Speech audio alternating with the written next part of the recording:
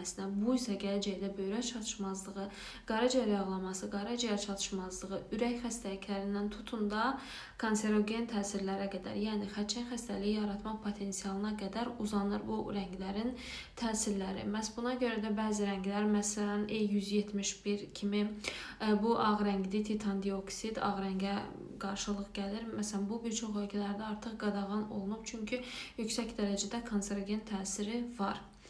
Və bunu təəssüf ki, əlimizin çatdığı bir çox yerdə var. Bu məhsullar marketə girdiyimiz andan etibarən bunlar bizi salamlayırlar və nə hikmətdirsə əksərən çoxu dadlı olur və biraz da müəyyən qədər hardasa asıllıq yaratma potensialı var və buna görə bunları ekstra təhlükəli eləyir.